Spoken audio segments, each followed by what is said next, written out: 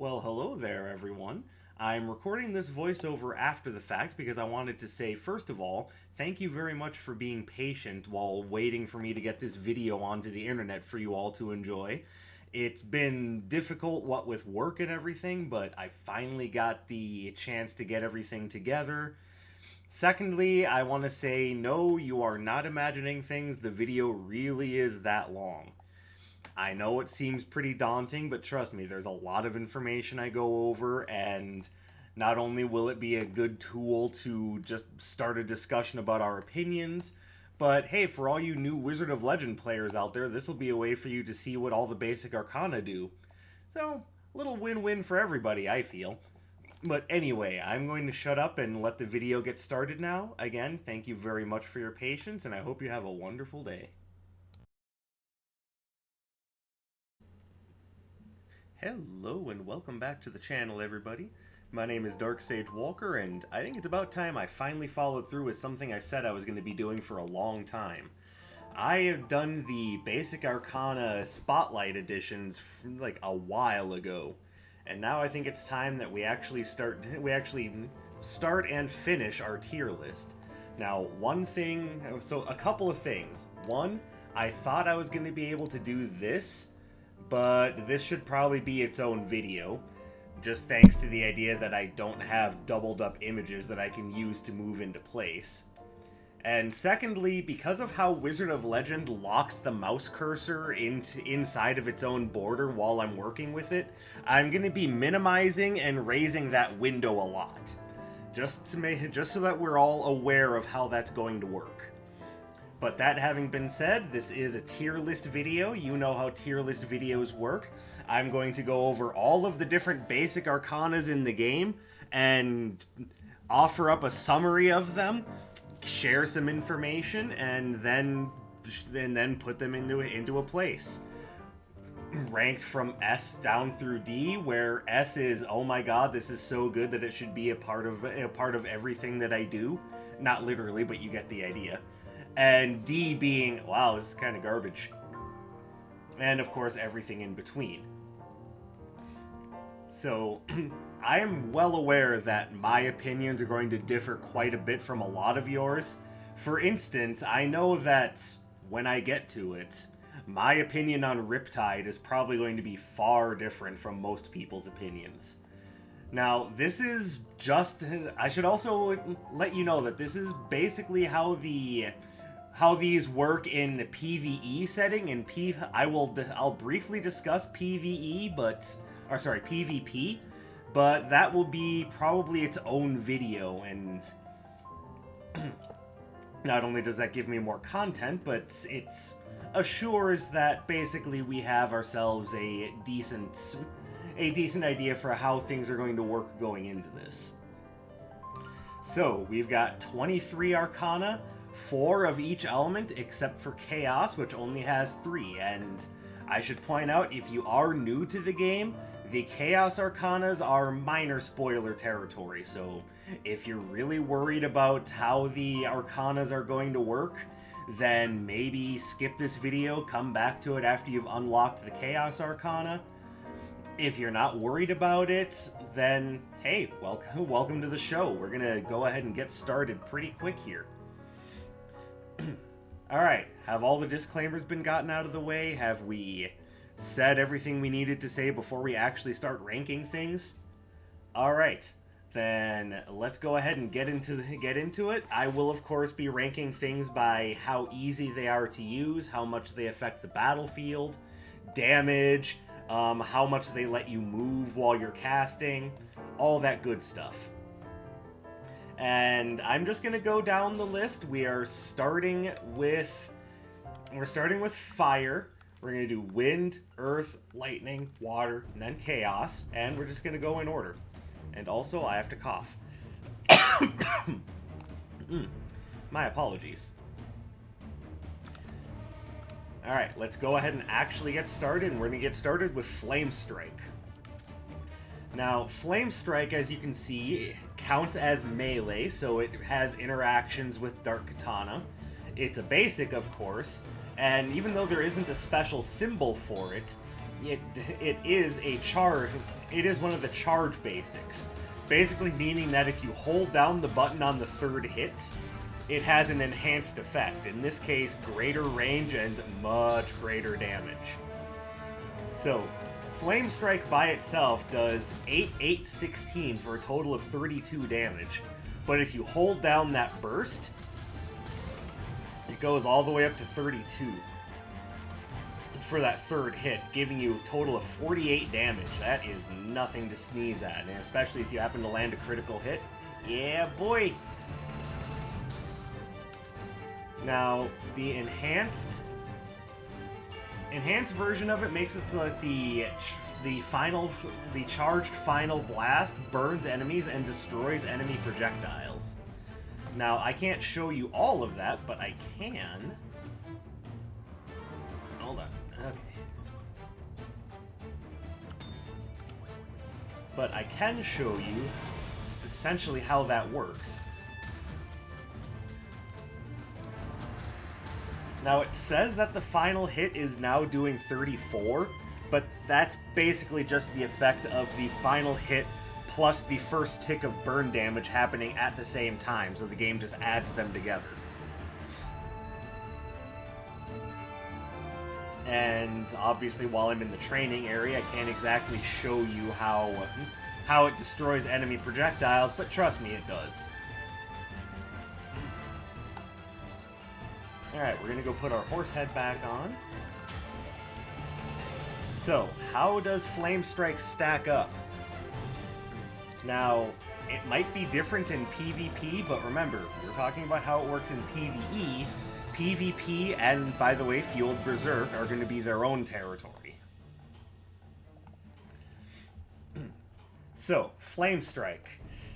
And it is better than when the game first released. When it first released, this was very much an eh. It's at least managed to claw its way up to an A rank, in my opinion. It's got good range, it's got good damage, it's got amazing coverage. And I will show that to you in just a moment.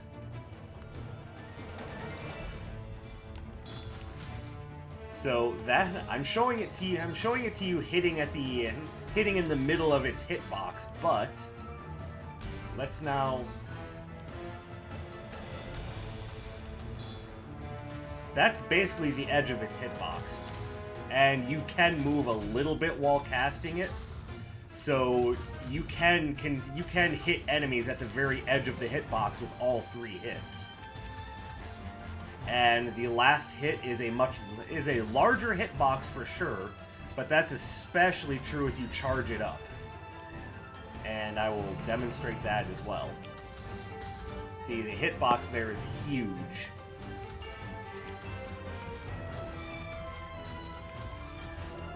So, yeah, I don't think it's like the best of the best, but definitely I say it's worthy of an A rank. It's got coverage, it's got damage, it falters a little bit on the speed front, but is generally made up for by its coverage.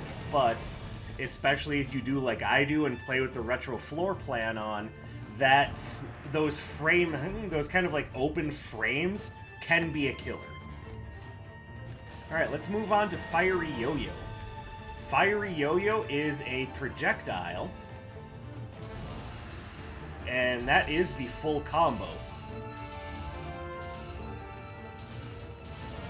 Now, each projectile hits for 6 damage, and of course, because of the last hit, it sends out 2 at once, it hits for 12. So it's 24 damage, which isn't very impressive by itself, but think about this. Each projectile can hit twice, which means that even despite the fact that it's a projectile Arcana, its range can be a little misleading if you're trying to get the full damage. Now this is great against bosses, don't get me wrong, but against regular mooks, it can be difficult to get the full damage out, but once you enhance it, it's got much better range. It also extends to its full range much faster.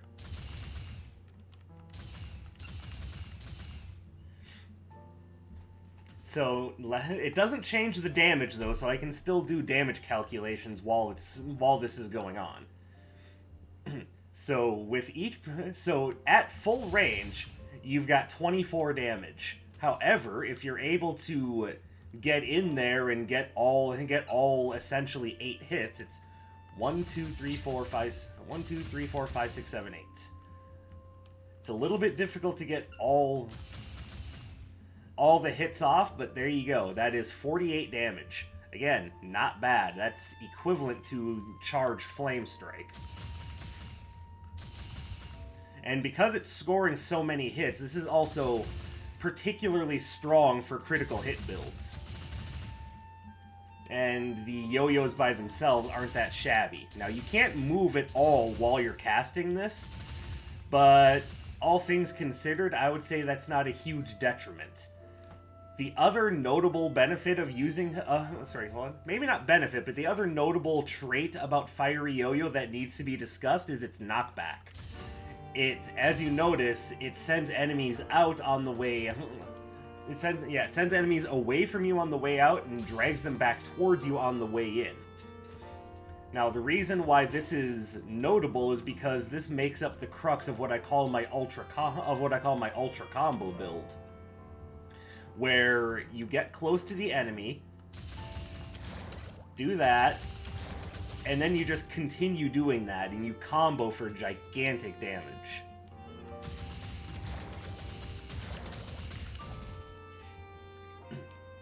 Like that. So, but even by itself, I say Fiery Yo-Yo is an excellent Arcana. I'm gonna leave that up, actually. It's very good for keeping enemies at bay. It's great for combos. It builds damage. It builds signature meter, admittedly kind of poorly. But that's usually not what you're taking Fiery Yo-Yo for, and I can honestly say, just in my own personal opinion... I have to minimize the window again, hold on. That Fiery Yo-Yo is one of those that squarely belongs in S tier. Fiery Yo-Yo is amazing. I use it all the time, especially for, like I said, that ultra combo build. It can be very effective. And because the fireballs pierce through enemies, it's really good for controlling a zone. Like, I honestly have nothing bad to say about Fiery Yo-Yo aside from that you can't move while casting it. Now, moving on, we are going to move on to Flame Cross. This is another one where you can't move while casting it, but how much of a problem is that? Well, let's look. So, Flame Cross has an extended but rather limited hitbox. The first 2 hits do 6, but then the last 2 will do 9 apiece. So it'll do 6, 6, and if you do it right, 18. Or if you score a critical hit, a little bit more than that. That means that you're basically getting 30 damage out of a full combo on normal circumstances. When upgraded, the flames travel faster and further, giving you just a little bit more range to work with. The damage doesn't go up at all unless you have the luxury handbag, but as you can see, you get much more range out of it, and the damage it travels faster, so it reaches the enemy faster, and thus keeps you just a little bit safer. That having been said, not a fan of Flame Cross. Like, if you've been seeing what's been going on with Flame Cross here, it just doesn't get it. The range is nice, but the hitboxes are very narrow, which means it's easy to get ambushed from either side.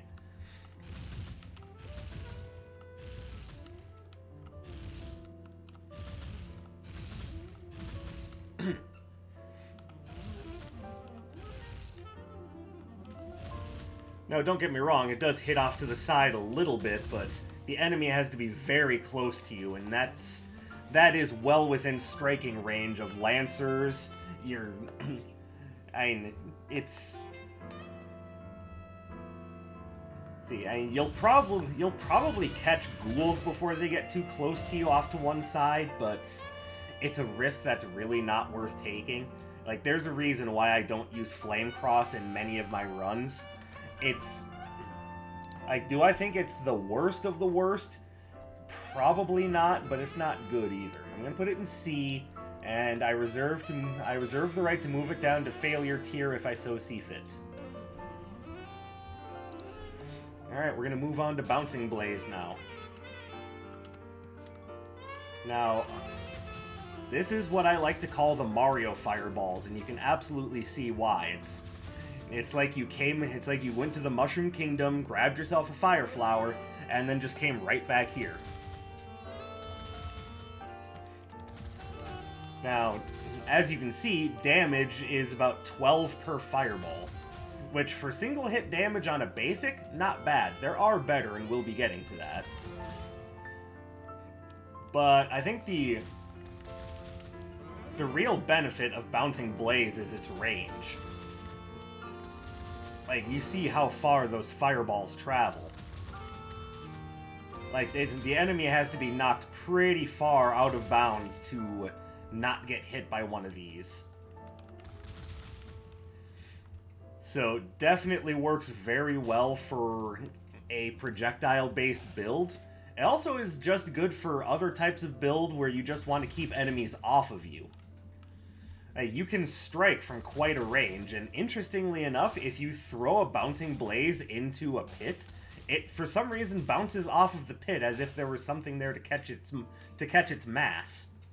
Don't ask me how that works, it just does. So what happens when Bouncing Blaze is upgraded? Well, it now has a piercing effect. So now it's just a nice ranged control, and it's fantastic. There isn't much more to say about Bouncing Blaze, honestly. You pretty much are seeing what you get. Now, I really like Bouncing Blaze, but I am aware of some of its faults, namely that it also has kind of a narrow hitbox. You can't move while you're casting it, at least I don't think you can. Let's find out.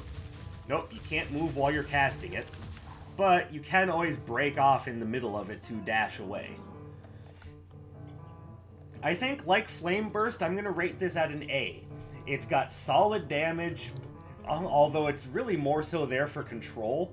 I would say this works well in obviously ranged builds, control builds, and power builds, because 12 is actually a pretty significant amount of damage for a single hit off of a basic, and you can get some work done with that. Like, think of it this way: every 10% damage increase you get with one of these is an extra 1.2 damage. So 13, then 14, then it'll jump up to 16. And these numbers sound small, but every little bit helps, especially with a basic. So this is good range damage. It's certainly nothing to put down. Let's get back to our house here. Change back into our obligatory horse head. And we're going to move on to the next element, which is air. And we're going to start with the very first basic you get in the game, which is Wind Slash. Now, obviously, this counts as melee. Yep, there you go. The range is kind of pathetic, but you can move a little bit while you're casting it. Damage comes in a pretty respectable 8, 10, 12, so again, you can use this for power builds if you so desire. This is not exactly the greatest thing to use for critical hit builds, but if you're okay with melee, this isn't bad. Obviously you get just a little bit of an arc in front of you, but nothing that's going to save you in a mass melee. But notice the second and third hitboxes do get a little bit bigger. I'm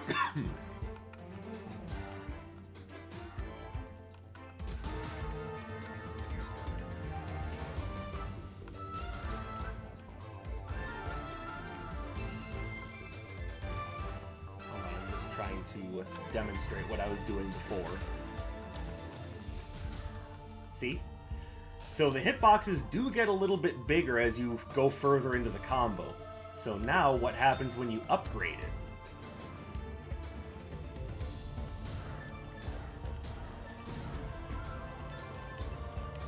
Well, now each wind slash has a secondary hit.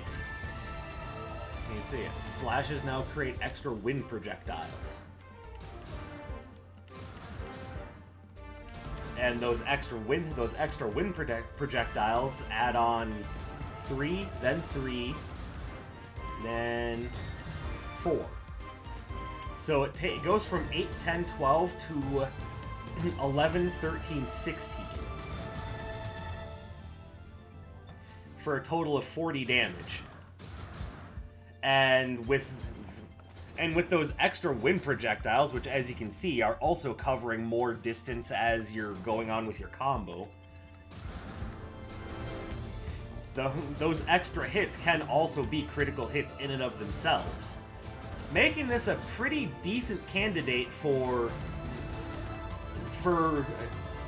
both Sidewinder's badge, which already is good for just about any basic,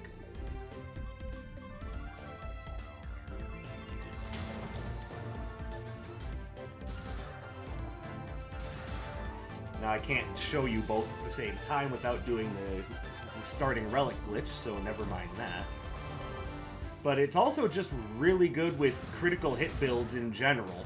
Like, this is actually a pretty decent one to start to go into a Dark Katana run with, just because once you get it enhanced, that's a big damage boost. So where do I rate Wind Slash? With all of those positives having been said, I think Wind Slash is just kind of okay. Like, they obviously did what they could to make it more interesting as they were updating the game, but it's one of those things that I think falls squarely into the average category. Like, before it's upgraded, it's really not that good, and after it's upgraded, it's good, but it may come too little too late depending on when you can upgrade it in your run. Like, it's one of those things where it's not bad, but there are better melee-based basics out there that you can use for that very same concept. But do I think it's absolutely terrible? Not at all. I just think it's eh. Alright, let's move on to Severing Slash. Severing Slash looks exactly how you think it would look, just a bunch of claw strikes. This is one of the charge basics, so there's a little bit more to go over. So,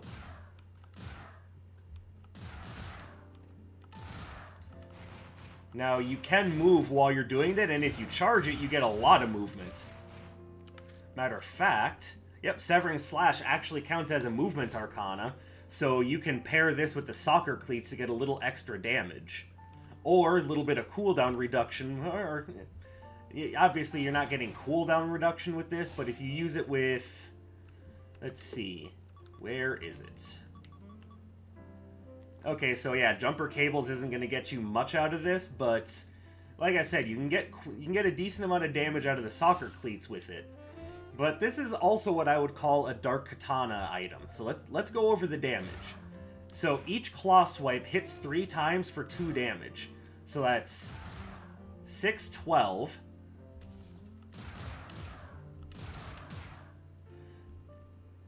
Now the last one is a little bit tricky, but it looks like it's getting 6 damage 3 times. So it's 6, 6, 18. And if I've got that right, that should be about 30 damage. Yep. And it can hit a little bit off to either side for some amount of control. But now you can kind of see a little bit more clearly how it's doing its damage when you do it like this. So on the first 2 hits, each one of those wind slashes counts as 2. But on the third one, the wind slashes count as 3. And because you're doing 2 of them crisscrossing, enemies in front of you will take 6 per hit, so it's just adding them up again. Now, the 3rd hit, when it's charged,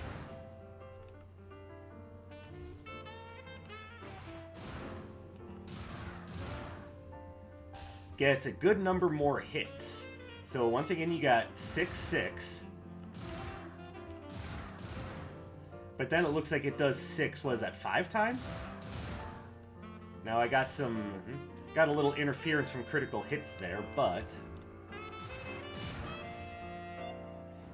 if I can get this to go right, yeah, the damage is a little inconsistent, but you can see the idea. It's because you're doing 3 of those slashes at once in a forward dash. What you get is each one doing 3 damage, and that happens 3 times, so it's possible for it to do a lot of damage. But it's also nearly impossible for all of those to hit, so theoretically you could potentially get 30 damage off that final hit, but that's very theoretical, as the hitboxes are narrow and it's really hard to line that up.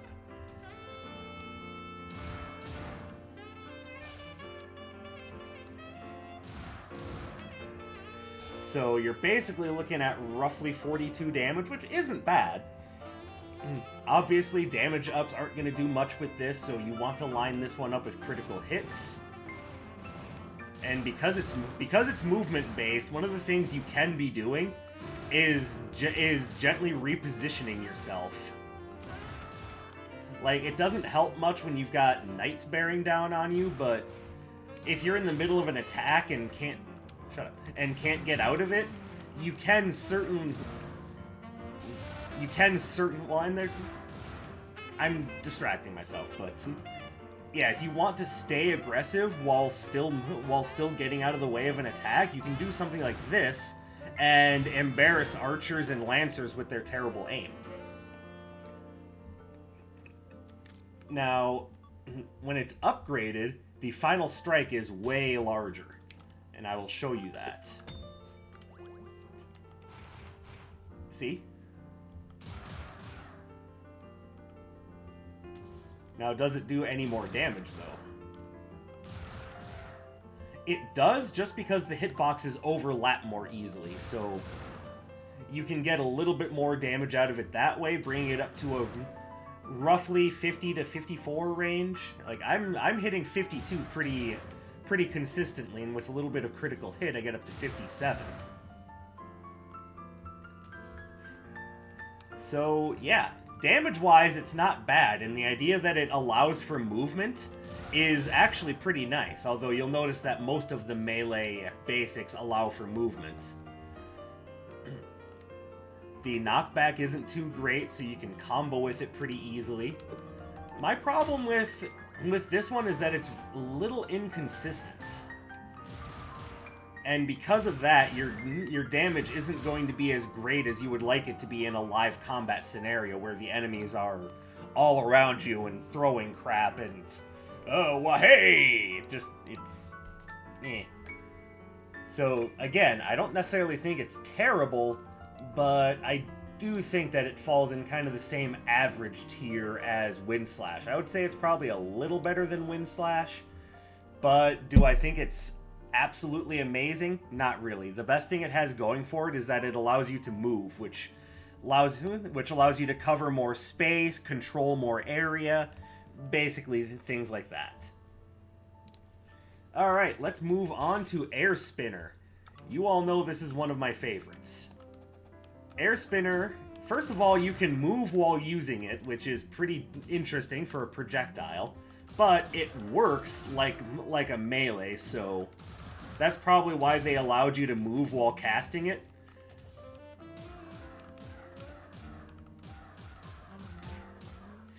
Now, it hits in a 360-degree arc.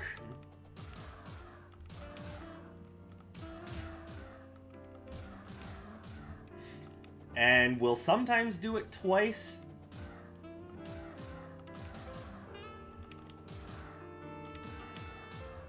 Now, one thing that I just noticed is that it looks like the... It looks like the hitbox for the second one starts at around the timing that you... I don't know. I'm actually really confused about that, because it's very clear that they're both coming out like in front of you. But basically what it means is that you've got a source of 360-degree damage, which, especially when you're playing with the retro floor plan, that can be super, super helpful. As far as damage is concerned, it's a little different depending on where you're hitting. So enemies off to your peripheral will take about 22. However, if you can get the enemy to if you get the enemy in front of you, so 12. That means that each one of these is hitting twice, and that last burst does quite a bit of damage.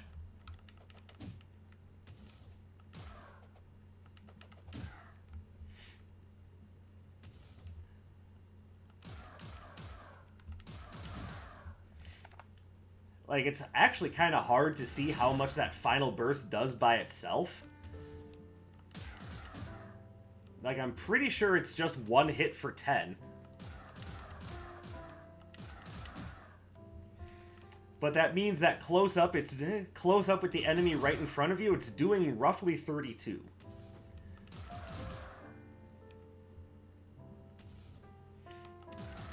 Or maybe 34. But in this case, you're seeing... Oh yeah, no, that makes more sense. So 6, 12, 18, 24, and then 10 is 34. Now, when you upgrade it, you go from having one air spinner to 2 at the same time that cover either end of you.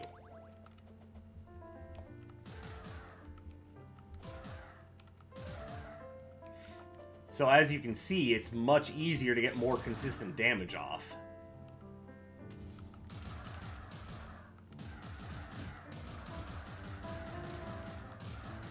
It's also not too hard to go infinite spin, where you just delay it in such a way that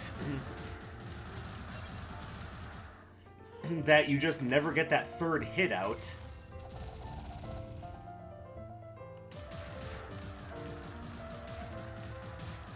Which will put the enemies on pretty consistent hit stun.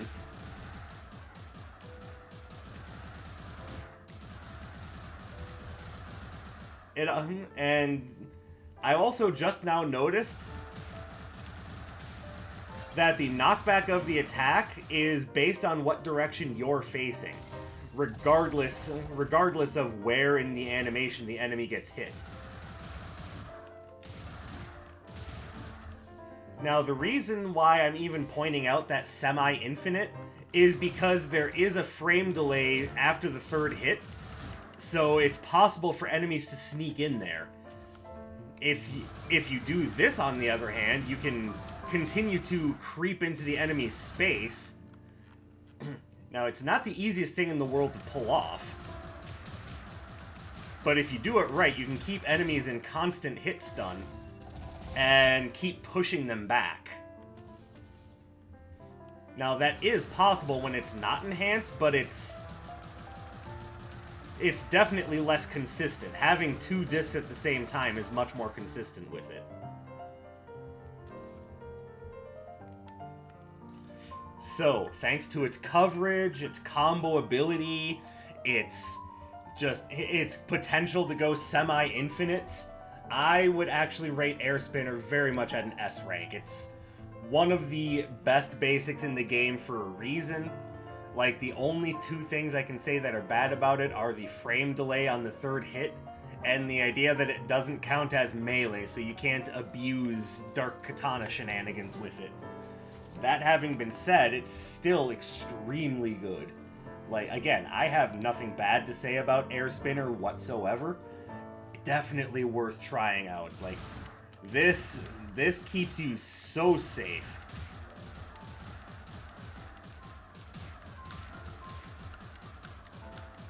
just remember that the enemy's knockback is influenced by what direction you're facing, not where they get hit, with the disc or what direction the disc is moving. It's all about what direction you're facing, and it's always going to be mildly away from you. Now that that's been said, let's go talk about Perforating Jet. Perforating Jet is one of those that, first of all, it's got decent range and almost no knockback. Each hit, as you can see, does 3 damage. Because of how the hits spread, though, it's really hard to get maximum damage. So, if you can count it with me, you can see that you're getting 3 hits there. Potentially 4 hits there.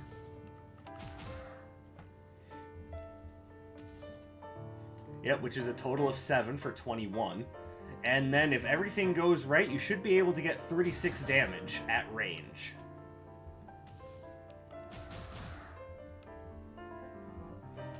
There you go.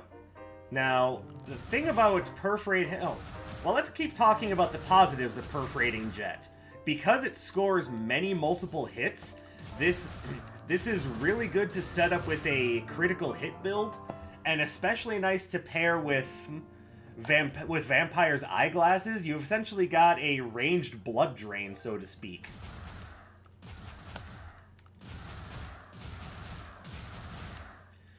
Now, each hit is very light in damage, but it scores so many hits, and the little perforating jets do go through enemies. It pierces, but it also has almost no knockback, so it's hard to keep enemies under control unless you're pairing it with your dash or your standards. Well, what about your signature? Well, yeah, but that's until it's all charged up, it's just an enhanced standard.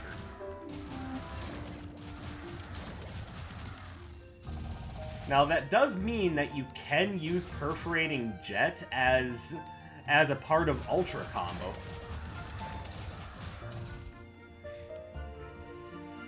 As you can see, that's pretty juicy damage. Now, its ability to work with Ultra Combo makes it a little bit better in my eyes.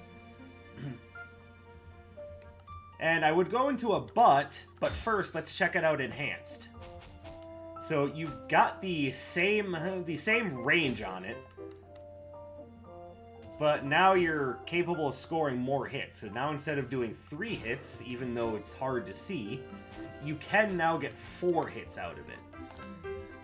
Yep, each activation has an additional hit. So instead of doing 3 hits, 4 hits, and 5 hits for a total of 12 hits, you can now do 4, 5, and 6 for a total of 15 hits.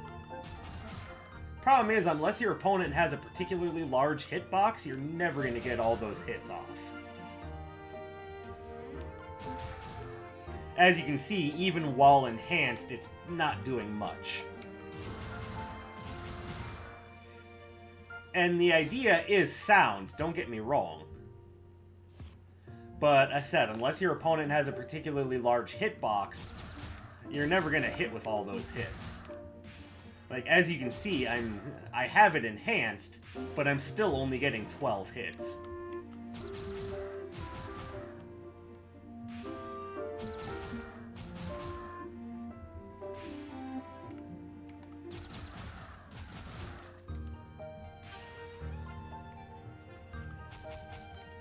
So even though the idea of the enhancement is sound, because this one's entire point is number of hits, it's almost like enhancing it basically does nothing. So unless you're using Perforating Jet as a combo piece, it's almost not recommended to use it. That having been said, when you are using it as a combo piece, it's really nice. But I would still say that there are better routes to take for using. It's I'm not saying it's a lack of knockback, it's a near lack of knockback. Doesn't exactly work well, and even though it's got decent range, it's range that's equaled or overshadowed by a lot of the other basics. So for me, Perforating Jet comes off as almost pure disappointment. from each individual hit doing very little damage to the inconsistency of the very narrow hitboxes on the jets to the idea that the enhancement does basically nothing. I'm not putting it in D tier, but it's only slightly better than Flame Cross. To me, it's not good. It falls short of being absolutely craptacular, but it's not good. It's really not. Alright, let's go ahead and put our horse head back on. And we're going to move on to the next element. We've got a lot more to go, and this video is already getting a little long, but I'll be damned if I'm not going to explain things properly. Alright, Earth Knuckles is next. This one's kind of a fan favorite, and I can't really blame them when you get just the big slugger punch like that. Look at that. It's so big and beefy. And each individual hit is not exactly shy on damage. You get a 1-2 for 16 and 18. This is really good for power builds if you're okay with the short range. And that's the thing, the fist is a little misleading in how off to one side it hits.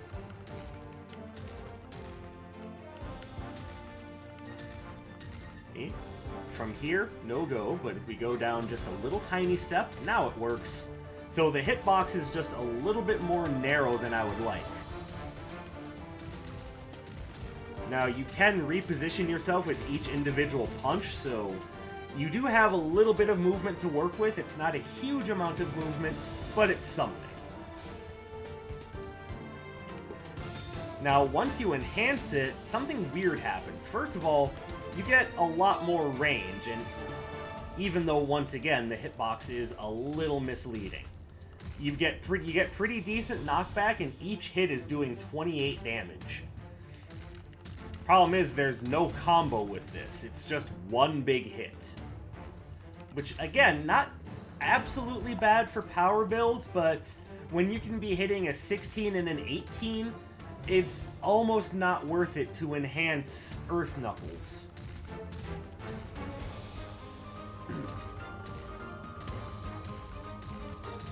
Now, because each hit is relatively strong, it does generate a decent amount of signature charge and stun. But again, you're also dealing with something where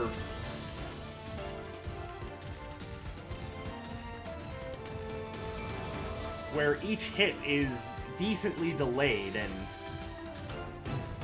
as you can probably guess, that's not exactly great for when you've got a ton of enemies bearing down on you. Now, I can already hear some of you typing in the comments, "But Dark Sage, it's meant to be used with Fueled Berserk!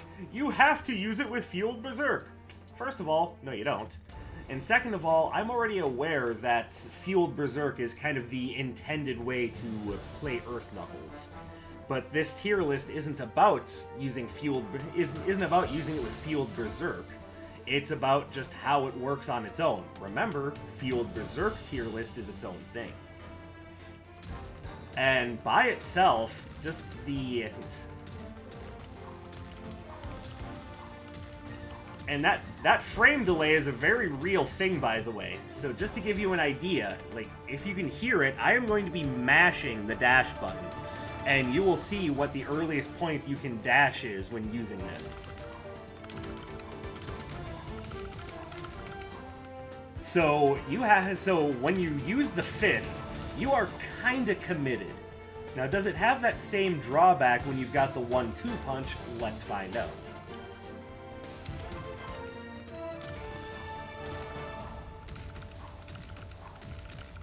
Yes. So this is one of those things where if you're using it, you're either committing yourself to Fueled Berserk or Armor Build. Now, I get why people like it. It's very visceral to just lash out with just a big old punch. I mean, it's relatable because we all have hands. We can ball our hands up into fists and just go wacky wacky woo. I get that. I'm very much in understanding that forming a giant fist out of stone and punching is really cool looking. That having been said, it's somewhat narrow hitbox. It's gargantuan, at least in terms of how things work in a relative action game, frame delay, and the idea that it actually gets worse when you upgrade it. I mean, do I put it in C or D? Like, even if I take into account the 34 damage that you can do with it when it's not upgraded, that's still less than blazing thing. What is it called? Bouncing blaze. My brain went away there for a minute. It's less than bouncing blaze at 36, and that has more control over the battlefield. I reserve the right to change my mind, but I think we might have our first actual D. Like, this is an Arcana that I cannot get behind. It's too slow, it has too much of a frame delay to escape from using it, and it doesn't generate enough stun to make up for that. So, yeah, I'm thinking that's our first D, but I do reserve the right to change my mind, and remember, when Fueled Berserk comes up, it might be in a different place, so just chill, don't get angry with me yet. Remember, you did come here looking for my opinion. Alright, Bladed Vine is next. Bladed Vine is very interesting to me because it was one of the first options from Earth that I saw that you could actually use for a decent Dark Katana build. Now, why do I keep talking about Dark Katana? Let's really quickly go over it. I'm not going to spend a lot of time on it, I'm just going to show it to you and move on. Dark Katana triples your critical hit rate for all melee Arcana, so whenever you have something that comes off as melee, you have to stop and ask yourself, is this going to be good for a Dark Katana build should I choose to use it for that? And the answer with Bladed Vine is, yeah, I would do that. First of all, it's got pretty decent reach. Now, it doesn't hit off to one side super well, but it does it well enough that you can definitely keep enemies back from you for a decent distance. It's obviously reaching further out than off to one side. And as you can see, its reach isn't bad, actually reaching a little further than Earth Knuckles. Now, obviously, nothing is going to beat the Kings of Reach when it comes to the basic Arcanas, which would of course be Bouncing Blaze and Stone Shot, but we'll get to that. And I might even be wrong about that. That's just how I'm remembering it. So, first, now let's look at damage. Bladed Vine does 7, 7, and then the final hit does 15. And that, of course, is a total of 29. Not great. Like, even I can admit that's not great. But, let's enhance it and see what happens. So now your damage goes 7, 7. Wait for you to reset. And then 27. So now you're hitting 41 pretty reliably, and that's much better. Plus, with the final hit, now doing 3 hits, it's much better for critical hit prospects.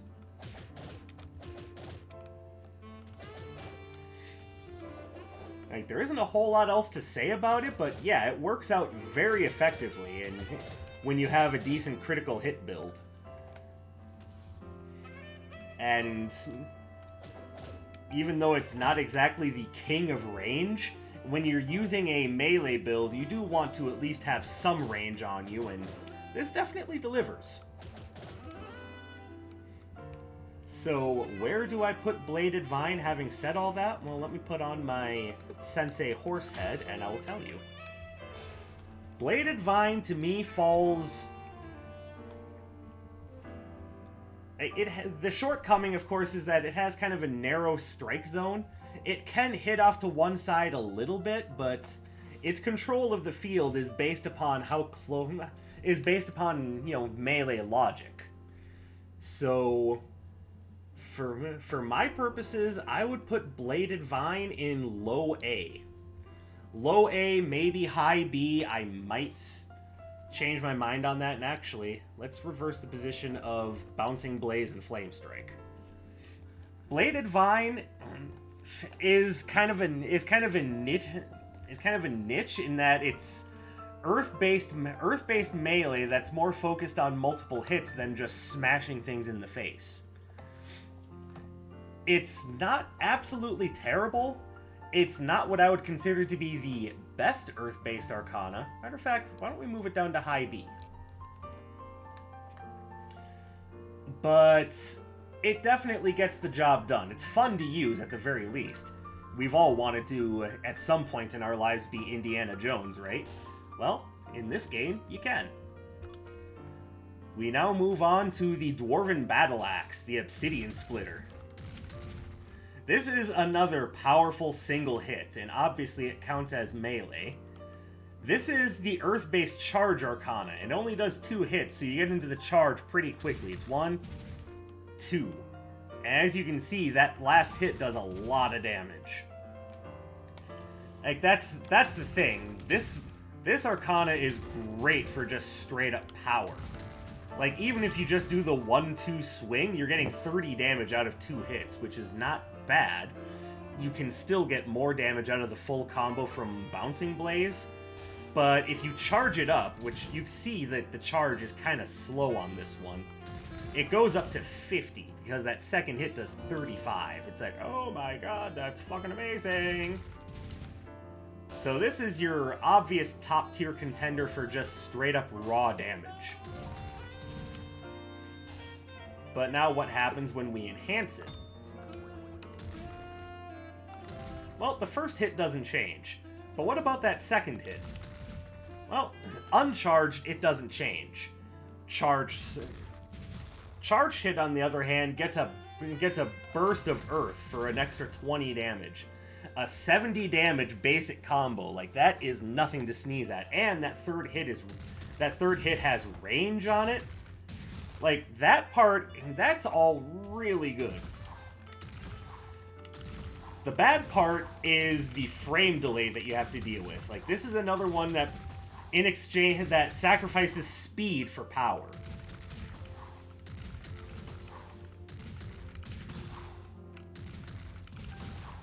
Like, as you can see, there's a frame delay between when you can use the axe, from when you use the axe and you can start moving or do something else. Now, that might not seem like much, but when you're surrounded by enemies, or you've got a boss getting ready to bear down on you with attacks after coming out of their, like, hit stun cooldown, that can make all the difference.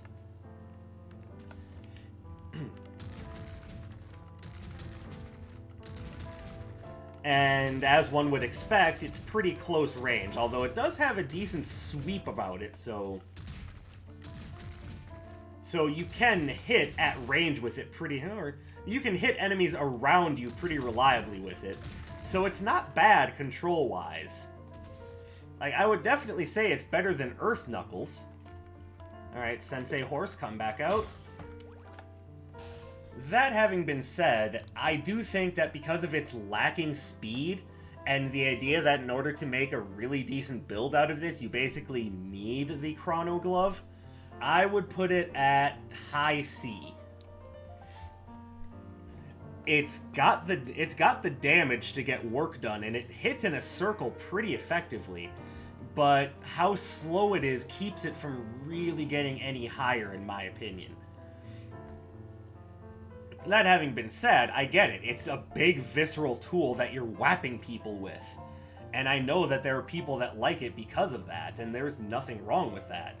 But from my point of view, it doesn't have enough control to make up for that lack of speed. The damage is nice, don't get me wrong. I will defend Obsidian Splitter's ability to smash holes in walls all day long. but that doesn't necessarily come close to making up for how slow it is, especially when you have enemies bearing down on you, and especially in a retro floor plan scenario. Ugh, forget about it. Alright, let's move on to Stone Shot. Now, Stone Shot, unlike all of the other Earth Arcana, is projectile. Let me make sure I have that right, because I don't... Yeah, it's the only Earth-based projectile basic. Because of that, it's got pretty decent range, especially on that third stone. And the damage is nothing to sneeze at either. 12, 12, 15 gets you a nice 39. That is more damage than Bouncing Blaze, although Bouncing Blaze has more range.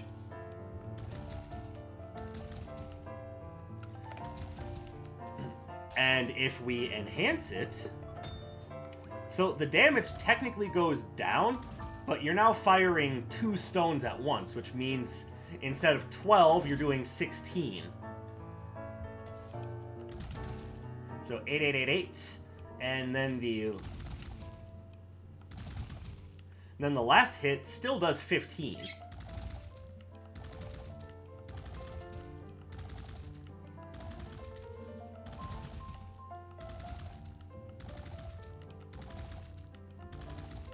I'm trying to show that the third stone still has the most range, but not the easiest thing in the world to do. That, and it's just barely after you enhance it, so I guess it doesn't really make much of a difference. But yeah, 5 hits at range for what is that, 47 damage? That is really good. The downside, this does not pierce through enemies. So it can get a lot of hits off. It can be really good in critical hit-based builds, but in a mob situation, you're going to have a hard time because it's only hitting one enemy at a time. With the exception of that last stone, seemingly.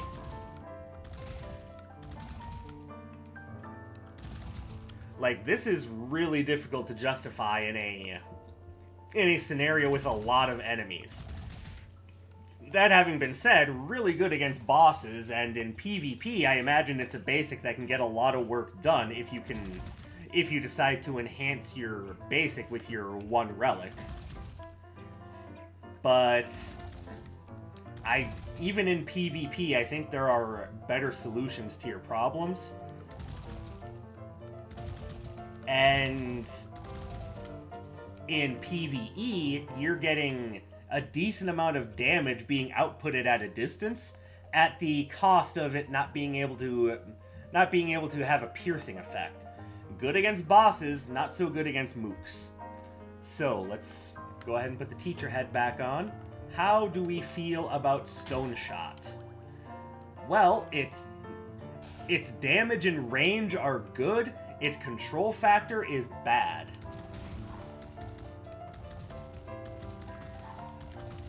But it does allow faster reactions than the other Earth-based Arcanas. So that's something at least. For my money, I'll go ahead and minimize this so I can manipulate this. Stone Shot falls pretty squarely in the high B area. Like, I actually think it's kind of about equal to Bladed Vine.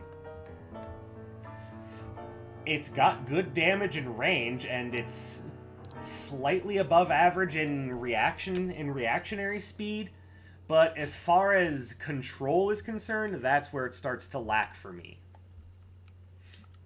Alright, that's it for Earth. Let's move on to Electricity, and for Electricity, we've got Spark Contact. You will not find a melee basic with worse range than this. Like, look at this. The last hit has range. And because of that last hit, it pushes it just out of usefulness for... Like, you have to start your combo nearly overlapping the enemy's hurt box in order to use it for Ultra Combo. Unless you do the variant on Ultra Combo that uses Fading Petal. Oops. If you use that variant, then you're okay.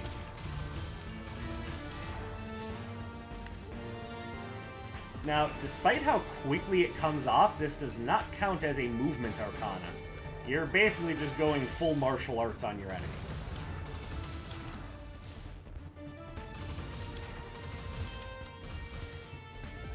Now, the obvious downside is that to using this combo setup is that Fading Petal can knock your enemy off course, so it might be a little inconsistent.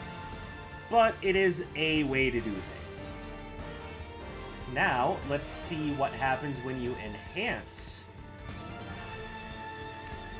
There you go. Let's see what happens when you enhance Spark Contact. Actually, first, let's talk about damage. I'm sorry, I'm getting ahead of myself. So the first hit does 6.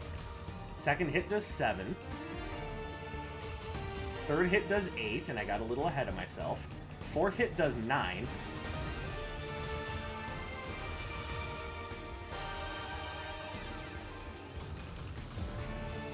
And the fifth hit comes out automatically from the fourth hit, so you might as well just say that the fourth hit does 19.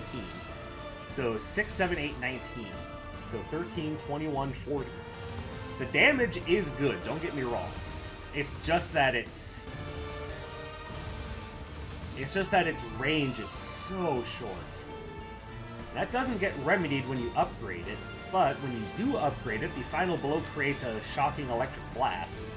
So that's a little bit bigger at the very least, and it inflicts shock, which unless you're going up against Juno and Sumon's elemental mooks, it gives you a second to rethink and reposition, which is nice. And because of the multiple hits, this is not a bad contender for dark katana based melee. I still recommend Bladed Vine over it just because its range is not great. But again, this is one of those things where it's not so great on mooks, especially since you're outranged even by knights. But it's really good against bosses. And if you can get someone into a corner, then you can do ultra combo with it.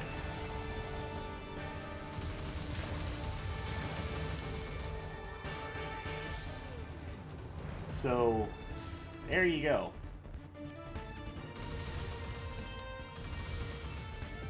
The other thing I should note is that it does change the damage of the final hit. It still goes 6, 7, 8, 9, but now the last hit does 12 and adds shock, which is a few ticks of 2 damage. It looks like 5 ticks?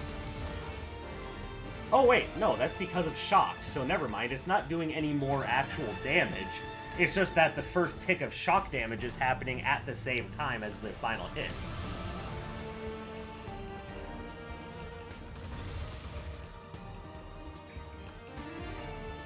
So yeah, it's 5 ticks of shock damage. Alright, so let's go ahead and put the teacher head back on. Darkseid, that's a horsey and you know it, shut up. Alright, Spark Contact. It's flashy, it's fun, it's a nice series of martial arts palm strikes. But its range does not save it from how cool it looks.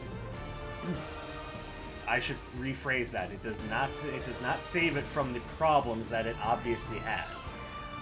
It does strike fast and it can rack up damage quickly, but that only really makes it just slightly better than Wind Slash and Severing Slash. Like, I think Bladed Vine and Stone Shot are definitely better than it, even if just because they have a little bit more range to keep you safe. If you're willing to sacrifice a little bit of safety range for damage, then by all means. Like I said, it looks cool, but I don't think that short range is doing it any favors. Alright, moving on from Spark Contact, we have Radiant Blast. Radiant Blast is the Electric Charge Arcana. So, again, it looks a little glitzy. You've got just flashes of electricity.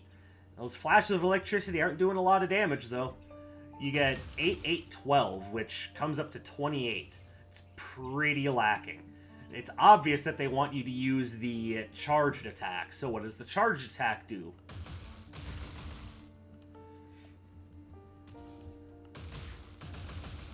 $12 plus a few bursts of 5. Brings your damage up to 43, which is certainly not bad, and those... And because it's a nice circle, it does have a decent amount of coverage, even if it's not an absolute ton of it. Now, if we enhance it, see, the charge blast deals extra damage and stuns for a longer duration. So the first 2 hits don't change at all. But you're getting a lot more damage out of that charged hit, which pushes the damage up to 56. That's really impressive. In this case, sorry about that, 60. And again, it's a melee, so it goes pretty decently with Dark Katana, if you can put up with how slow that is. Now, the charged ones are all about how much you can take advantage of the charged hits. And here, I think it works really nicely because it's scoring a lot of extra hits, which gives it some viability in Dark Katana builds, and also just gives you some time to reposition and get away from what's going on. You're still outranged by Lancers, but overall it's not bad.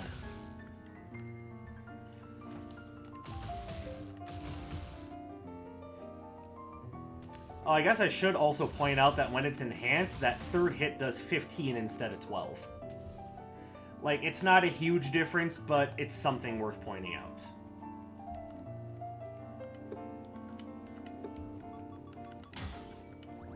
So, where does Radiant Blast fall? So, Radiant Blast is very consistent at the very least. It has the burst that can hold enemies back. It can do decent damage. I think if there's anything that's holding Radiant Blast back, it's that the bursts themselves are kind of slow,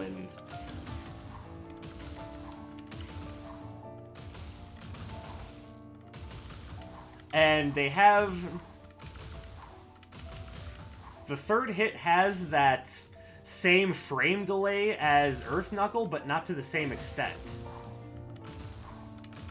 The first 2 hits do not have the frame delay. I don't know. I think, honestly, I could put Radiant Blast as an A rank. It's low A, to be sure, but, I mean, it still gets the job done in spectacularly flashy fashion. Like, I personally really like Radiant Blast, but admittedly, it's not one of those things that I like to... I don't like to rely on the charged ones, because getting the most out of the charged hits requires either having the right time to do it, and it's easy to fall into a sense of hubris when you're using that, so you can be like, look at my charged hits, I am invincible, and then you get dogpiled by like 5 ghouls, and they call you an idiot. But... whatever. That's where I feel Radiant Blast belongs. I don't think it would do very good in PvP, but against enemies, it's not bad. You can kite enemies into it, keep them stunned. I pretty much am willing to go to bat for that one. Bolt Rail. You know what? Let's come back to Bolt Rail. We're gonna do Volt Disc first. Volt Disc is a ranged attack, as you can see. Now, it's not hitting with the kind of range that Stone Shot or Bouncing Blaze are hitting at, and it's not doing as much damage as either of those either. But there's basically no frame delay after throwing any of them, and they move pretty fast. Now, a 27 damage combo isn't exactly what I would call great. But once you enhance it, then it can bounce from one enemy to another. The damage doesn't go anywhere, though. Now, my understanding is that Volt Disc is really good in PvP, just because of how quickly it comes out, and just having some range is good in that format. Against enemies, this is kind of garbage. Like, even when you get the upgrade so it rebounds, it only rebounds to one other enemy. And even then, only if they're standing really close, and even that's really inconsistent. Like, I haven't found a decent means by which to use it properly. And you know what? I just noticed that for me, Volt Disc is so forgettable that I didn't even put it in the list. What the hell? Okay, well, imagine me clicking Volt Disc and moving it over to low C. Make sense? Alright. I will probably do a revised version of... not of the entire video, because at this point I'm an hour and 10 minutes into this. I don't want to go all the way back to the beginning. But I will put up a revised version for, like, the picture of it. So once I go to save and download the tier list, then I will change it up. But yeah, just understand that Volt Disc goes into the low C tier for me. All right, let's now move on to Bolt Rail. There's a reason why I skipped over this one, because I could talk about Bolt Rail for days. Volt Disc does a total... Why do I keep saying Volt Disc? God damn it. Bolt Rail does a total of 5 hits for 5, 10, 15, 20... So it's 5, 10, or 5, 5, 5, 5, and 10.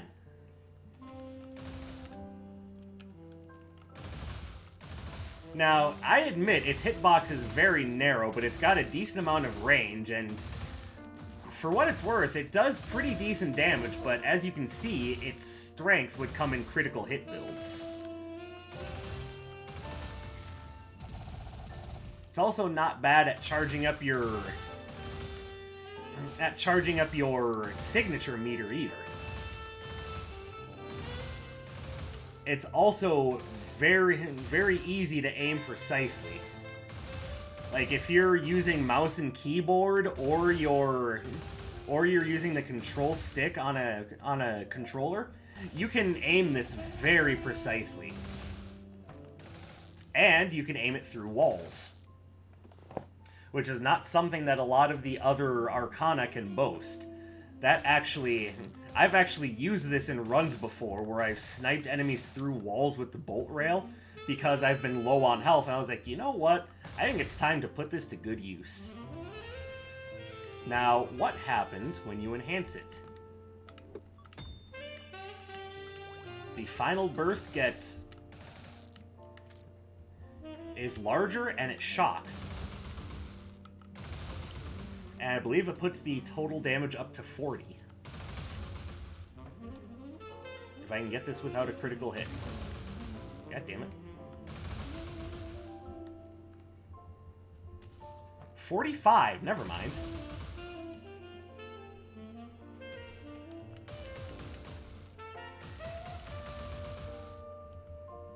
Now, it doesn't look like it should be hitting that number, but I can see that the last hit now does 12, which to me should bring it up to 42 and not 45, but I'm definitely missing some number in there, some extra 3 that I'm not accounting for.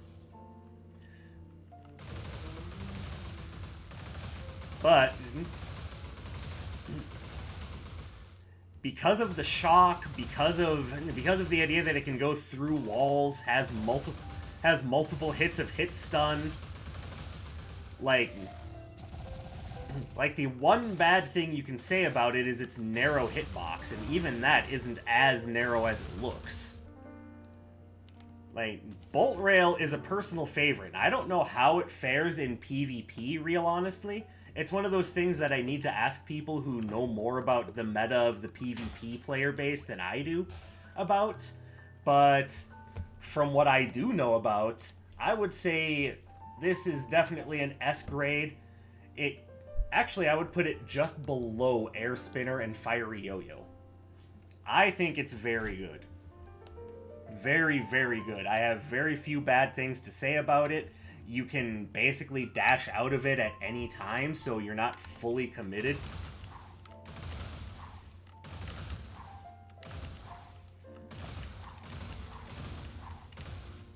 It comes out quickly, it ends quickly, it's reliable, it pierces, even through walls. Like, Bolt Rail is just the full package to me, and I absolutely love it. We now move on to Earth. Not Earth, Water. My brain does not want to work today, I apologize. Alright, let's actually start on this end with Aqua Arc. Aqua Arc, as you can see, is a projectile. So this works with projectile synergies, including Chaos Visor and Gloves of Gambit. The damage is not bad. It goes 8-8 and then 2-8, so if they both hit, it's 16. Which means that your damage at range is 32. Not horrible. You're still getting more out of Bouncing Blaze, but not horrible.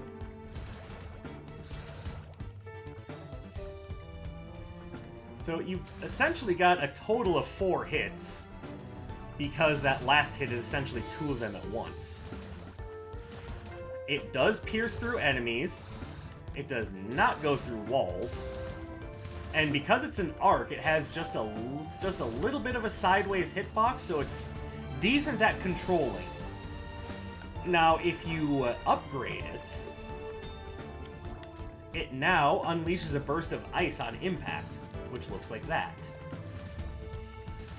Which really ups its damage. So now each arc, instead of doing 8, is doing 13. And the third hit might be even different from that. It isn't. So you've actually got a... Yeah, it actually gains range and control from being upgraded.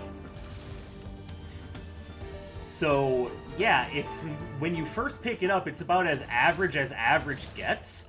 But after you upgrade it, it's doing 4 extra hits for 5 damage each. It's got range, it can control. It's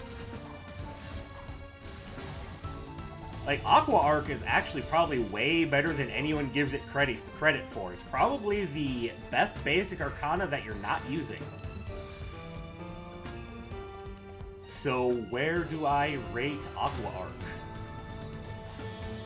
I think... Well, first of all, let's minimize this. Now, I admit that its range is a bit lacking, and it doesn't quite have the overall impact of the ones at S grade, but I think it definitely belongs in high A. Like, it doesn't... To me, it doesn't have the range or the overall usefulness to overtake Bouncing Blaze, but it's really strong in its own right, and I definitely say use Aqua Arc if you haven't before. I think you'll be pleasantly surprised. Now, in PvP, I can see why you wouldn't want to use it, because if you have to use your one good relic slot in PvP to upgrade your basic, then either you have to have a really good strategy, like maybe Fueled Berserk, or you have to be maybe just a little bit mad. That having been said, I think it's really good in a PvE setting and definitely recommend you try it. Like I said, best basic Arcana that you're not using. We're gonna move on to Frostblade now. Frostblade is a personal favorite. And like a lot of how these basics work, you get a 1-2-3 combo that goes hit left, hit right, and then twin slash. So that does 28 damage in total. 7, 7, and then 7 twice. But it's your charge Arcana, so you can do the third one. This creates a nice icy burst in front of you that scores 2 more hits for 7, And so that puts your damage up to 36. Sorry, 42, because apparently I can't math right now. So 7, 14, 28. No, yeah, you're getting 14 more damage out of that, so yeah, 42. I'm done. Now, the obvious downside is the time it takes to charge, which of course makes it less effective against bosses. But it's plenty good against mooks, and I will say that that frosty burst covers a nice wide range in front of you and off to your sides a bit. It's just this lovely little arc. As a matter of fact, you can get full damage against an enemy that's directly off to your side. So it's got a great arc, even if it doesn't reach super far in front of itself. But what happens if we enhance it? Well, as you can see, the blades are a lot bigger now, so they have a much wider scope of what they can do. Damage isn't any different, but now if we use that, now the damage is much different. We go from 42 to 56. And the enemies stay frozen longer. So before, it was just kind of a momentary get-off-me option. With the duration with which the enemies are frozen after the enhanced Frostblade hits, now you can actually set up combos. Which means that this is this could be an alternate, albeit slower, ultra combo. So it's got good damage, it's got good range, it's got good reach, and a good arc. Now, I will openly admit, though, that good damage is entirely based around the charged hit, and that charged hit can be a little bit questionable, meaning that more often than not, in order to get Frostblade to be really effective in the long run, you kind of need Chrono Glove or just good timing. So, where does Frostblade fall on the tier list? Like, I say just because of the ice effect, and because of its wide arc, I would put it at just below Flamestrike. Now, I could also justify putting it at high B instead of low A, but I don't know, like I said, I have a bit of a bias towards Frostblades. Like, I've gotten this Arcana to get a lot of work done for me, and I just think it's cool running around with twin ice swords. I don't know, maybe I'm just weird. But next up on the list, oops, wrong one. We're gonna talk about Riptide. Riptide is really weird. So Riptide, as you can see, throws out these kind of waves, these kind of walls of water. And each press is one thing, so it shares that with Earth Knuckle, and that's, you know, the enhanced version just does one big hit, except for this is one series of 3 hits for kind of garbage damage. Goes 8, 7, 5, so that's 20 damage. That is the lowest damage of any basic we've seen so far, and yeah, that should tell you an awful lot about what I think of Riptide. It's got a decent arc, but it's an arc that travels directly in front of you.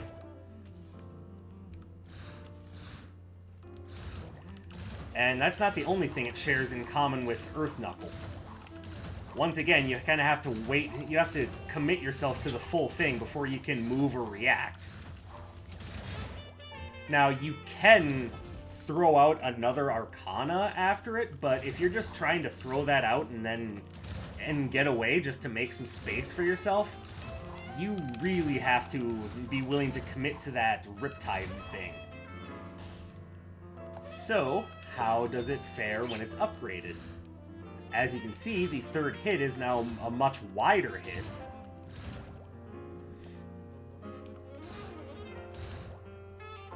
And the damage is now upgraded to 30 because you essentially got 2 more hits going off if you hit with it square on.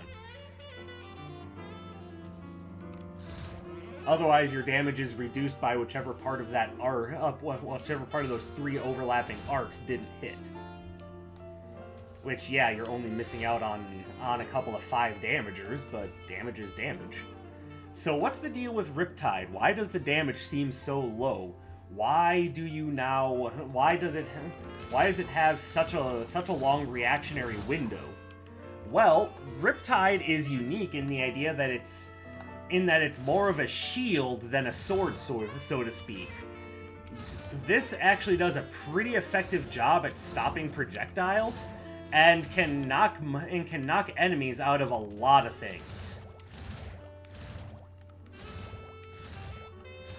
So that unique aspect of it is really cool, I'm not gonna lie.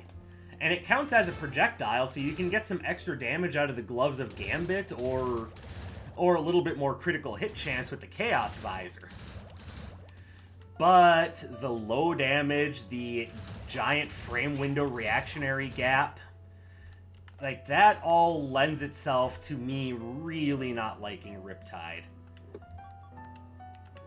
Like, when I did the Arcana Spotlight episode for Riptide, I had flat out said, this might be the worst basic in the game, and I am so far, I haven't found anything to make me change my mind on that. Now, I know that there are some of you that like Riptide and want to defend it. Please, if I've missed any detail about Riptide, please let me know. But as of right now, it just seems so unwieldy. I can't Riptide. I'm sorry, I can't Riptide with y'all. I gotta have my air spinner. So, sorry, no Riptide for me. I still say it's pretty much the worst basic in the game. But there is one that might be a contender for worst basic in the game, and we'll talk about it when we get there. But yeah, right now, Riptide, sorry, but you are the absolute worst. Alright, let's get back into it with Ice Dagger. Now, Ice Dagger has a very notable distinction of allowing you to move very quickly while you're attacking with it. So even though the hitbox is narrow, it's made up for by how quickly you can move when you have this. And this is not affected by your own movement speed, so you can have something like the Silver Spinning Top and still zip around the battlefield with Ice Dagger.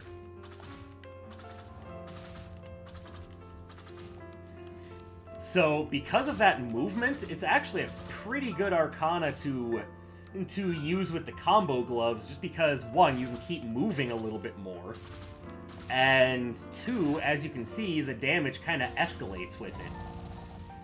So let's look at that. The first 2 hits both do 6. The third hit does 8. And then the last hit does 10. So 6, 12, 20, 30. The damage in and of itself isn't that great, but it's the idea that you can move so much while you're casting this. This is, I would say it's a secret movement Arcana, but it's not much of a secret. It even says so right on the basic Arcana window there. It's a movement Arcana. And thus, you can get quite a bit of extra damage out of the soccer cleats.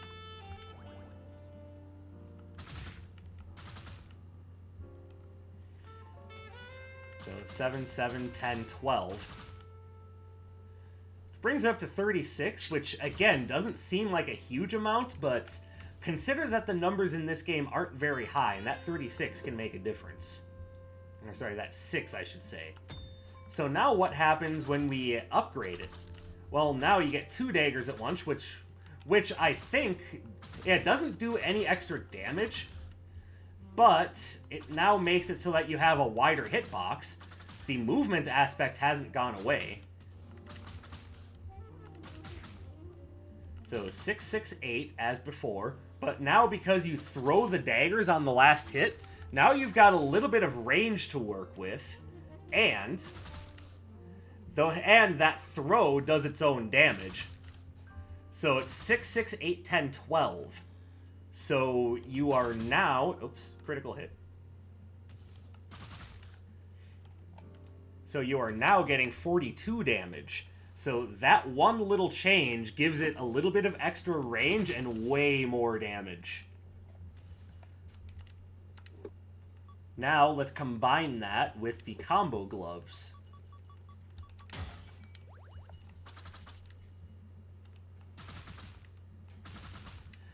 So that is something that they don't tell you about with the ice daggers. It's that essentially each hit kind of escalates in damage. So the first two don't count towards that, but every hit after that does. So it's 6 is 8, 10, 12. And that does continue to stack up when it's enhanced. So it'll be 6, 6, 8, 10, 22. And I think it goes 12, 14 after that, but I can't really check that just yet.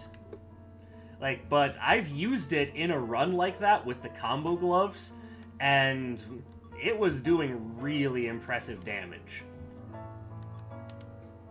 To the point where I was going, wow, how come more people aren't talking about this? Just the escalation of damage on the Ice Dagger in and of itself is already very interesting. It's got decent knockback, which means you can push enemies with you on it, because you can, of course, choose to or not to move while you're using it.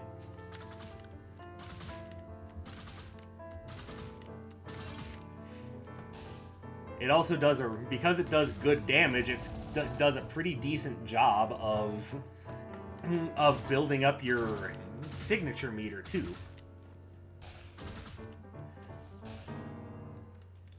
So, this is an example where the unique feature of the Arcana, I think, gives it quite a bit to work with. This is one that... Let's see, where do I want to put this? I think low A. I still put it above Radiant Blast. What keeps me leaving Radiant Blast where it is instead of moving it down to B tier is that it does really good damage, but it's only with the third hit especially when it's enhanced. You know what? I'm gonna put Radiant Blast down here. There we go. So those of you who are complaining about my placement of Radiant Blast, I hope that makes more sense now. Yeah, Ice Dagger, I think, is way better than people give it credit for, because while you're using it, you can... First of all, you get the escalating damage, you can easily reposition. It's just... I don't know, it's good. Its unique feature actually makes it worth using. Alright, so... At this point, minor spoilers abound because we're going to be talking about the Chaos Arcana. Why is that a big deal? Because you don't unlock the Chaos Arcana until you beat Sura, and even then you don't unlock all of them, you unlock one at a time. So, what makes the Chaos Arcana interesting is that they do the same damage to every enemy except Sura. Sura actually resists it, but that means that there is one enemy in the entire game that takes reduced damage. But that also means that there are no enemies that take enhanced damage from it. So what that means is that Chaos Arcana have to have some sort of effect that makes them special. Using Chaos Rift as the example, it doesn't have an attack at all, but it basically moves you from point A to point B, ignoring everything in between. And that does include walls, so you can, if I can use a suitable example here, let me go out into the plaza, see if I can show it to you out here. Well, they don't want me to use it in here, apparently. But, pardon me. Believe me when I say that the ability to phase through walls and ignore the space in between point A and point B of your dash gives you a lot of defensive options. As well as just more movement options. Like, you can teleport into rooms that you, by all rights, shouldn't be able to reach.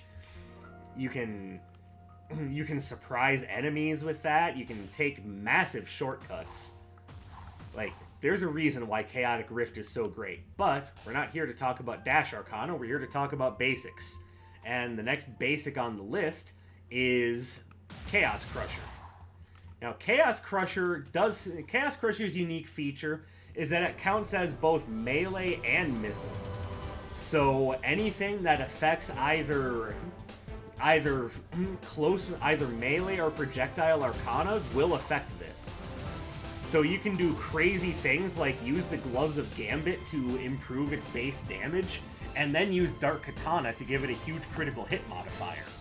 Like, the versatility that you can do with Chaos Crusher is pretty neat. Now, as far as the Arcana itself, as you've been able to see, it comes in 2 points. The burst of energy, and then the compression into a Chaos Bullet.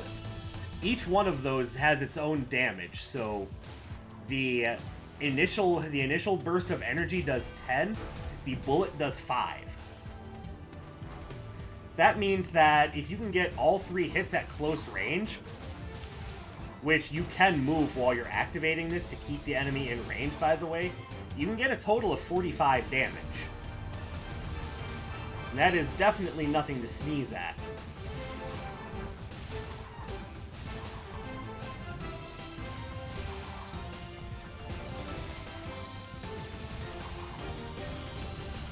And because it has decent knockback, you can use this at range to push an enemy into a pit. You can strike enemies from afar safely, or you can get up close and do large damage. Now, this is already enhanced, so I can't show it to you any differently, but trust me when I say the versatility of being able to get benefits out of both melee and projectile bonuses is really nice.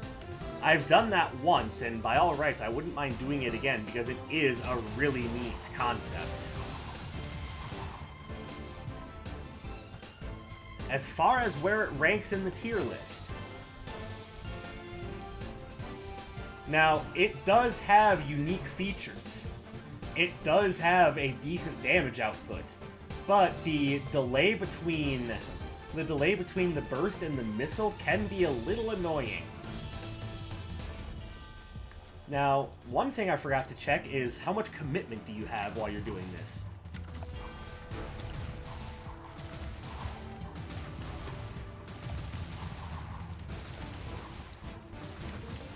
None, basically. You can dash out of it at any time.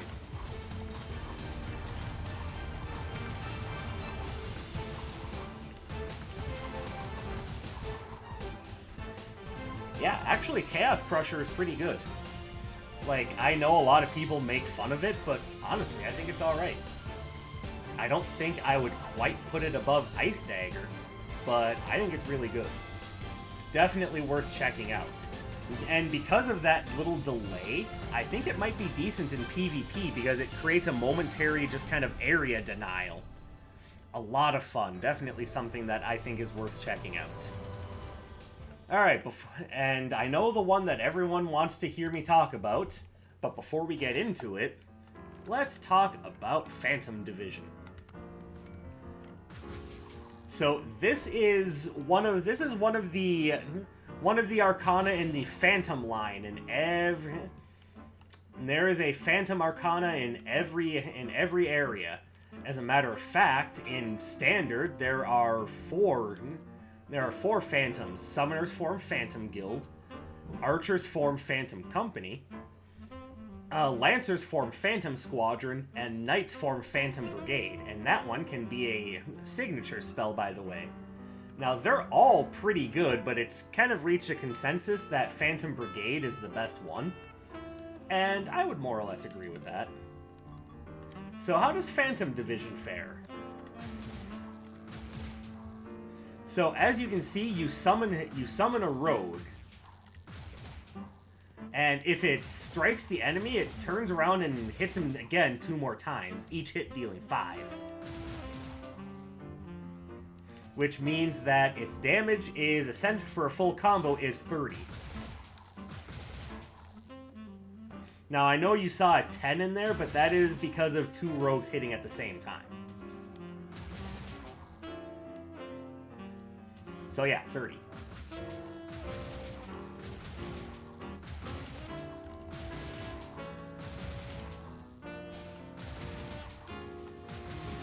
So let's get the positives out of the way. It hits multiple times and works very well with critical hit setups. It's a disconnected hitbox, so it's got some range to it. And that's kind of about where the positives end for Phantom Division. I'm sorry, this one isn't very good at all. It's neat that there's a... It's very neat that there is a Phantom Basic, and I like the idea of it being the rogues because they're supposed to be stealthy, sneaky, and quick. All of that is fine and dandy. What I don't like... First of all, I think they should have kept up with the uniquity of Chaos Arcana and made this count as a Summon Arcana. And that would give it synergy with things like, oh, I don't know, maybe when let's look over. It would definitely gain synergy from, where are the summon based relics anyway? Okay, are they all here? Yeah, they're all here. That makes this easy. Obviously, it would have made it so that Grimoire of Ruin does more damage.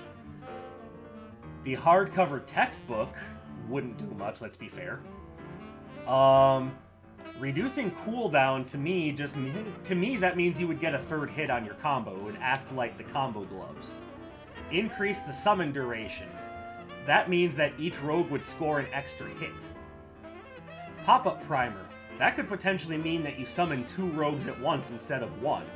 Vampire's Cookbook. And that's obvious. That wouldn't change. Regenerate health every time one of your summons defeats an enemy. Like, I think that would have made this unique and very, very fun to play with. As is, it only counts as basic, so it only gets interactions with things that have interactions with basic Arcana. So, I mean, it's an okay interaction with the Sidewinder's badge. And that's really about it. It's got okay range, but unlike Bouncing Blaze or Stone Shot or Bolt Rail, it doesn't do much to control the field, as you'll notice. Even when it does hit 2 enemies at once, it doesn't hit them for the same number of times. Because the first one that it hits is the one that the rogue is going to turn around and hit in the back. So it's hard to control a group of enemies with this. It's not that it doesn't happen, but it happens more or less by accident. And range-wise, you're not getting as much out of this as you are out of Bouncing Blaze, Bolt Rail, Stone Shot. Even just an upgraded Fiery Yo-Yo gets more range and coverage than this.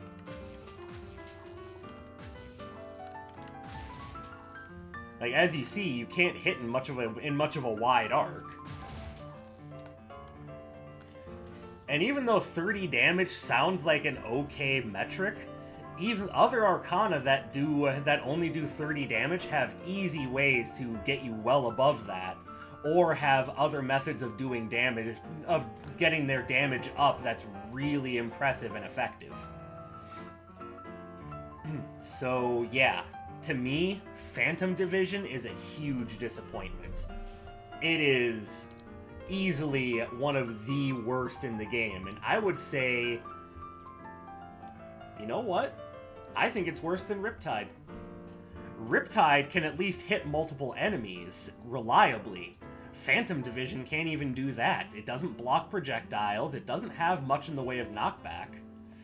Phantom Division, in my opinion, is the worst basic in the game. So I'm not going to apologize for hating on Riptide, because I still think it's terrible. But it's better than Phantom Division, and it's the only thing Phantom Division has going for it is that it can do more damage. Otherwise, everything else is done better by Riptide. Yeah, that's it. It's the worst Arcana in the game. Well, worst basic Arcana. Worst Arcana entirely, that's a whole nother bag of worms. I'm not sure I want to go into that.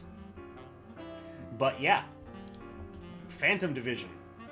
Well, we found the absolute worst. Do we have... So how does Chaos Reaper stack up? Well, first of all, you're attacking with a cool-ass scythe.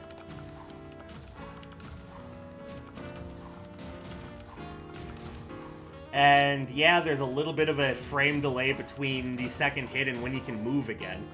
But there's almost no frame delay after the first hit. So there's that. But remember, every element has a charge basic. And this is the Chaos Element's charge basic. So how does it work? Kind of like that.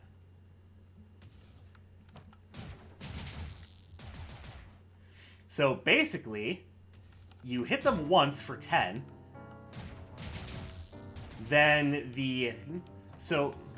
okay, let me go through things in order. So you get 10-20. So you get 2 hits with a really nice arc that does 30 damage and comes out relatively quick.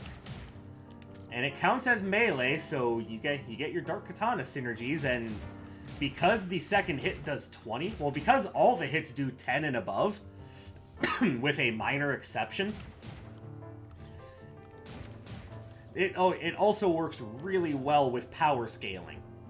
But that's not all. The charged hit does 3 hits for 10, 10, and 15, so that's 45 right there.